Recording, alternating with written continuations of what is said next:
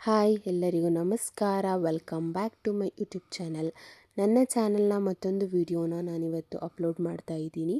ಯಾರೆಲ್ಲ ನನ್ನ ವಿಡಿಯೋನ ಮೊದಲಿಗೆ ನೋಡ್ತಾ ಇದ್ದೀರಾ ದಯವಿಟ್ಟು ನನ್ನ ಚಾನಲ್ನ ಸಬ್ಸ್ಕ್ರೈಬ್ ಮಾಡ್ಕೊಳ್ಳಿ. ಪ್ಲೀಸ್ ನನಗೆ ಸಪೋರ್ಟ್ ಮಾಡಿ. ಈ ವಿಡಿಯೋ ಮಾಡ್ತಿರೋ ಉದ್ದೇಶ ಏನಪ್ಪ ಅಂತ ಅಂದರೆ, ಮೆಟ್ರೋದಲ್ಲಿ ರೆಗ್ಯುಲರ್ ಆಗಿ ಓಡಾಡೋರಿಗೆಲ್ಲರಿಗೂ ಗೊತ್ತಿರುತ್ತೆ ಮೆಟ್ರೋದಲ್ಲಿ ಈ ನಡುವೆ ಓಡಾಡೋದು ಇಷ್ಟು ಕಷ್ಟ ಇದೆ ಅಂತ. ಫ್ರೆಂಡ್ಸ್ ಆ್ಯಂಡ್ ಫ್ಯಾಮಿಲಿ ಮೆಂಬರ್ಸ್ ಹೇಳ್ತಾ ಇರ್ತಾರೆ ಗೊತ್ತಾ, ನೀನೇನು ಬಿಡು ಆರಾಮಾಗಿ ಮೆಟ್ರೋದಲ್ಲಿ ಹೋಗ್ತೀಯಾ, ಮೆಟ್ರೋದಲ್ಲಿ ಬರ್ತೀಯಾ, ಫುಲ್ ಎ ಸಿಲೇ ಓಡಾಡ್ತೀಯ, ಟ್ರಾಫಿಕ್ ಚಿಂತೆ ಇರಲ್ಲ, ಮೆಟ್ರೋ ಇಸ್ ದ ಬೆಸ್ಟ್ ಅಂತ ಹೇಳ್ತಾರೆ. ಆ್ಯಕ್ಚುಲಿ ಮೆಟ್ರೋದಲ್ಲಿ ಓಡಾಡೋರ್ಗೆ ಅಷ್ಟೇ ಗೊತ್ತಿದೆ ಮೆಟ್ರೋದಲ್ಲಿ ಈ ನಡುವೆ ಓಡಾಡೋದು ಎಷ್ಟು ಕಷ್ಟ ಇದೆ ಅಂತ. ಯಾಕಂದರೆ ಯೆಲ್ಲೋ ಲೈನ್ ಆದಾಗಿಂದ ತುಂಬ ಪ್ಯಾಸೆಂಜರು ಮೆಟ್ರೋದಲ್ಲಿ ಟ್ರಾವೆಲ್ ಮಾಡ್ತಾ ಇದ್ದಾರೆ. ಟ್ರಾವೆಲ್ ಮಾಡೋದು ತಪ್ಪು ಅಂತ ನಾನು ಹೇಳ್ತಿಲ್ಲ, ಮೆಟ್ರೋದವರು ಮೆಟ್ರೋ ಜಾಸ್ತಿ ಕೊಡಬೇಕಿತ್ತು ಅನ್ನೋದು ನನ್ನ ಒಪಿನಿಯನ್ನು.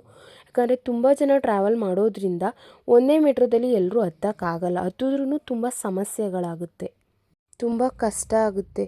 ಯಾಕಂದರೆ ಆಲ್ರೆಡಿ ಪ್ಯಾಸೆಂಜರ್ಗಳು ಟ್ರಾವೆಲ್ ಮಾಡ್ತಾ ಇರ್ತಾರೆ, ಪ್ಲಸ್ ಇಷ್ಟು ಜನ ಒಂದೇ ಟ್ರೈನಿಗೆ ಹತ್ತಿದಾಗ BMTC ಬಸ್ ಥರ ಫೀಲ್ ಆಗುತ್ತೆ. ಎಷ್ಟೇ ಕ್ಲೀನ್ ಆ್ಯಂಡ್ ಹೈಜಿನಿಕ್ ಆಗಿದ್ರೂ ಇಷ್ಟು ಜನ ಹತ್ತಿದಾಗ ತುಂಬ ಕಷ್ಟ ಆಗುತ್ತೆ ಮೆಟ್ರೋದಲ್ಲಿ ಓಡಾಡೋದು.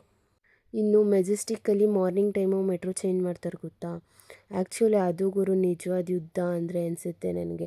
ಅಷ್ಟು ಜನ ಇರ್ತಾರೆ, ಅದ್ರ ಮಧ್ಯೆ ಇಳಿಯೋಕ್ಕೂ ಜಾಗ ಇರಲ್ಲ, ಹತ್ತಕ್ಕೂ ಜಾಗ ಇರಲ್ಲ, ಅಷ್ಟು ಜನ ತುಂಬಿರ್ತಾರೆ. ಇಫ್ ಇನ್ ಕೇಸ್ ಏನಾದರೂ ಮಧ್ಯೆ ಸಿಗಾಕೊಂಡು ಜನದ ಮಧ್ಯೆ ಅಂದರೆ ನಾವು ಇಳಿಯೋದೇ ಬೇಡ, ನಮ್ಮನ್ನು ಅವರೇ ಇಳಿಸ್ತಾರೆ, ಅವರೇ ಹತ್ತಿಸ್ತಾರೆ, ತಳ್ಕೊಂಡೇ ಹೋಗ್ಬಿಡ್ತಾರೆ.